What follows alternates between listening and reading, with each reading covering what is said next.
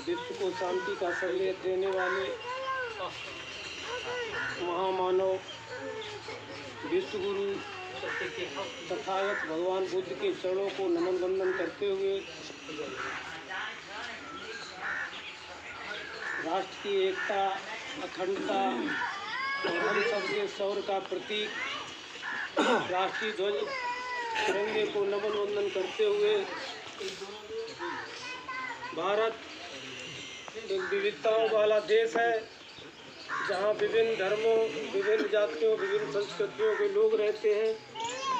इन विभिन्न धर्मों, विभिन्न संस्कृतियों, विभिन्न जातियों को बड़े आराम से एक सूत्र में पिरोने वाले राष्ट्रीय ग्रंथ संविधान को नमन वंदन करते हुए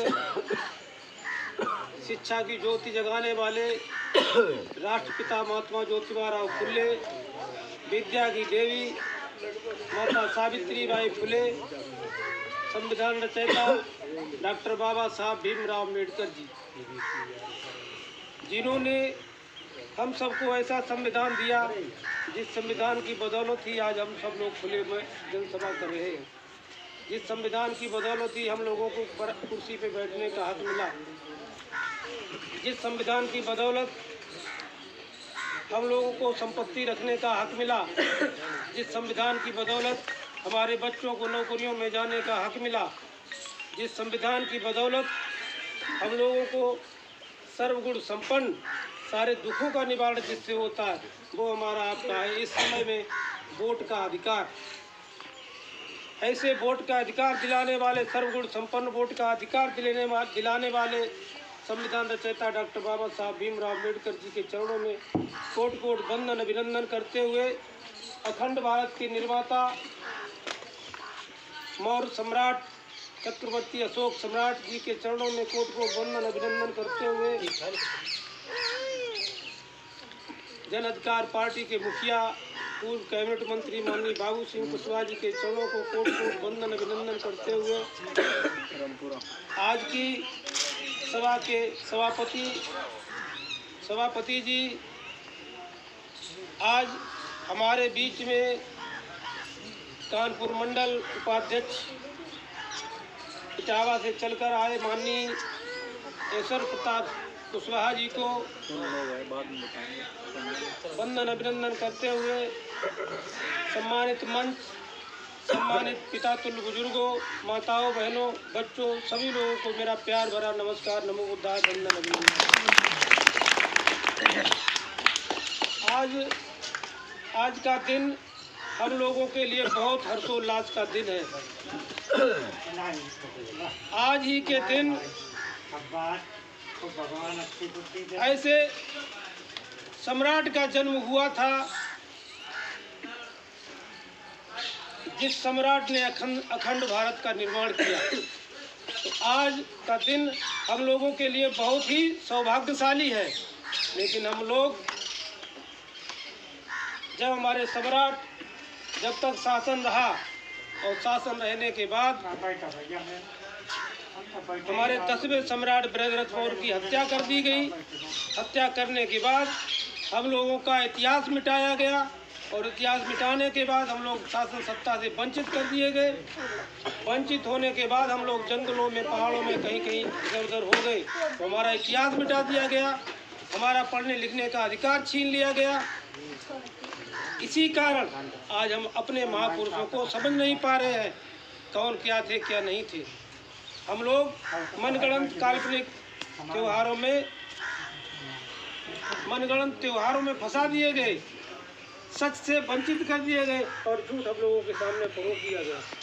धीरे धीरे हम लोग जागरूक हो रहे हैं, अपने महापुरुषों के बारे में समझ रहे हैं, जान रहे हैं। तो इसी जानकारी में आज चक्रवर्ती मौर्य सम्राट अशोक महान जी की जयंती है। आज महान उनकी जयंती के पावन अवसर पर हम सब लोग एकत्रित हुए हैं और ये कार्यक्रम जन अधिकार पार्टी के तत्वाधान में कराया जा रहा है। क्योंकि जन अधिकार पार्टी के मुखिया माननीय बाबू सिंह कुशवाहा जी ने कहा कि हमारी पार्टी के लोग, हमारे कार्यकर्ता लोग मेहनत तो बहुत करते हैं लेकिन श्रेय कोई दूसरा ले जाता है। हमें जो भी कार्यक्रम करना है वो जन अधिकार पार्टी के तत्वाधान में करना है।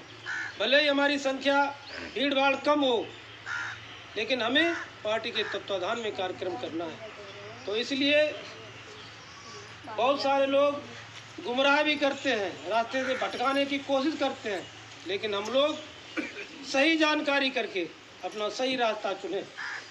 अगर हम सही रास्ता चुनेंगे, अपने महापुरुषों को पढ़ेंगे, तो हमें समझ में आएगा कि वास्तव में किसी समय हम लोग सम्राट थे। पूरे विश्व में, अभी हमारे भाई ने बताया, पूरे विश्व में नहीं था शासन, लेकिन आप सोचिए कि आपके उत्तर प्रदेश में विधानसभा में 403 सीटें हैं, लेकिन जिसका बहुमत हो जाता है उसकी सरकार बन जाती है। तो विश्व में ज़्यादा देशों में शासन था सम्राट अशोक मौर्य का, तो वो विश्व विजयी कहलाए। और बात यह है कि सम्राट अशोक, जब हम लोग पढ़ेंगे, जानेंगे अपने सम्राटों, अपने शासकों के बारे में, तभी हम लोगों को गर्व होगा कि हमारे भी सम्राट थे। धीरे धीरे हम लोगों को जानकारी हो रही है, उत्सव मनाने लगे हैं हम लोग। अगर हम मनाएंगे तो हमारे आने वाली पीढ़ियां जानेंगी। सम्राट अशोक के बारे में हम लोग ज़्यादा अभी नहीं समझ पाए हैं, क्योंकि धीरे धीरे जब ये लाया गया कि जानकारी लोगों को, तो बहुत चैप्टर इतिहास से गायब होने लगे। ओबीसी SC ST के लोग जब पढ़ना लिखना शुरू किए तो धीरे धीरे इतिहास से वो चीज़ें गायब होने लगी, ताकि हम लोग अगर इतिहास जान जाएंगे तो पुनः सम्राट शासक बनने की कोशिश करेंगे। ऐसा सम्राट जिसके शासन काल में देश को सोने की चिड़िया कहा जाता था, आज ये देश, ये विश्व पारस पत्थर की खोज कर रहा है। वैज्ञानिक लोग पारस पत्थर की खोज कर रहे हैं। पारस पत्थर ऐसा पत्थर था जिससे लोहे पे टच करो तो सोना बन जाता था, लेकिन सम्राट अशोक के शासन काल में तो पारस पत्थर बनाने की विधि थी। जब पारस पत्थर बनाने की विधि होगी तो उसके लिए सोना क्या बड़ी बात होगी। ये सब कुछ हमारे पूर्वजों के हाथ में था, वैज्ञानिक थे, सब कुछ था। सम्राट अशोक के शासन काल में सम्राट अशोक की 9 किताबें थीं। 9 किताबों में पूरा मतलब जीरो से लेकर आसमान तक का उसमें सब कुछ सम्मिलित था। आज वैज्ञानिक पारस पत्थर तक नहीं पहुंच पा रहे हैं, लेकिन सम्राट अशोक के शासन काल में ये विधियाँ थी। आप लोग देख लीजिए, भारत सोने की चिड़िया पहले था। हम लोगों के यहाँ गरीबी थी, लेकिन आप पुराने पुरखों से पूछिए, गरीबी बहुत थी, लेकिन इनके पास सोना बहुत था। ये सोना कहाँ से आया था? उस समय तो वैज्ञानिक भी कम थे। ये सोना सम्राट अशोक के शासन काल से आया।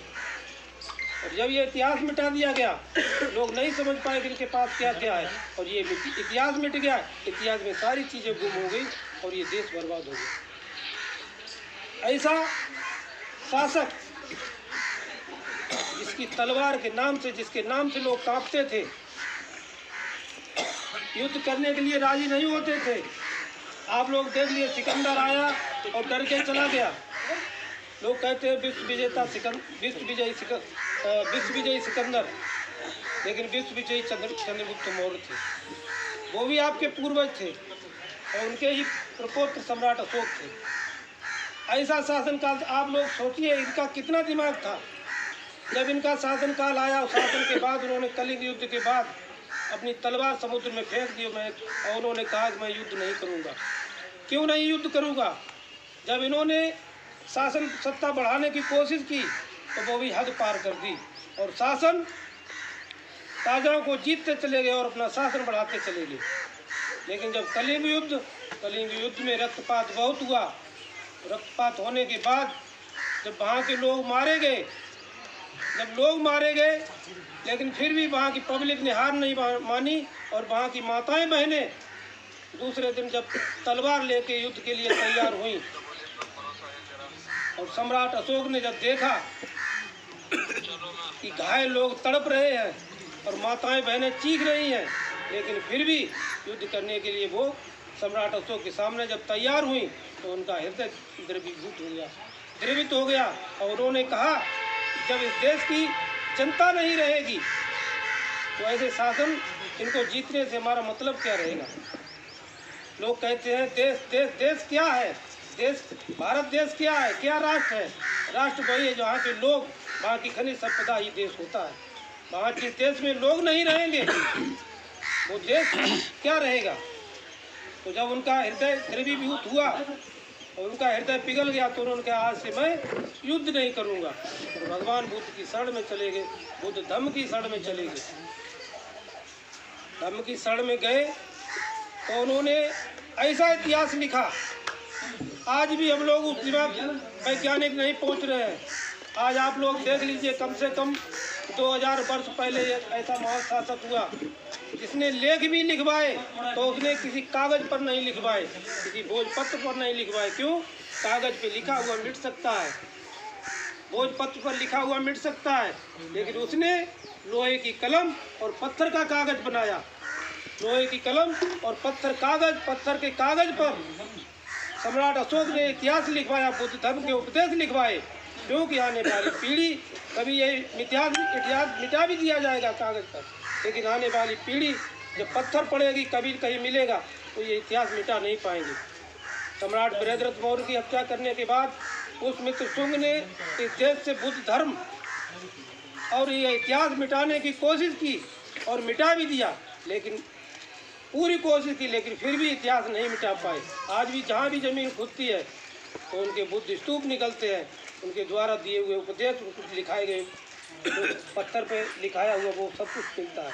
इसी से हम लोगों को जानकारी हुई कितना दिमागी था, लोहे की कलम से और पत्थर के कागज पे लिखवाया। ऐसे महान सम्राट अशोक के चरणों में बार बार वंदन, अभिनंदन हम लोगों को करना चाहिए, पढ़ना चाहिए सम्राट अशोक को। और आज हम लोग धीरे धीरे जानकारी हो रही है तो हम लोग देखते हैं, लिखते हैं, लोग फेसबुक पर लड़के लिखते हैं सम्राट फलाने साथ फलाने मोर, लेकिन सम्राट ये पूर्वजों के नाम पर कब तक बने रहोगे? पुनः अगर शासन सत्ता पहुंचना है, सम्राट बनना है, तो उसके लिए बहुत ही सीधा सरल रास्ता है। सम्राट अशोक ने तो जाने कितनी सेनाएं उनकी मारी गई, उन्होंने दूसरे को मारा, कितने लोग मारे गए, उन्हें कितना नुकसान हुआ होगा, लेकिन आज के समय में बहुत सरल व्यवस्था है।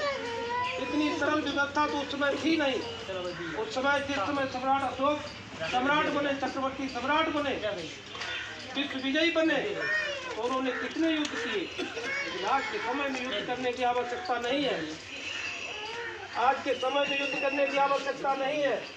आज के समय में राजा बनना है, सम्राट बनना है, तो आप देख लीजिए बहुत सरल व्यवस्था है।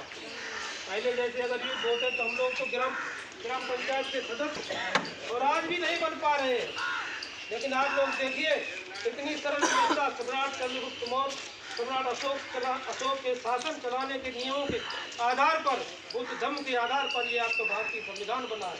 इसमें इतनी सरल व्यवस्था है, इतनी सरल व्यवस्था, इससे ज़्यादा सरल व्यवस्था कभी आपको मिलेगी नहीं।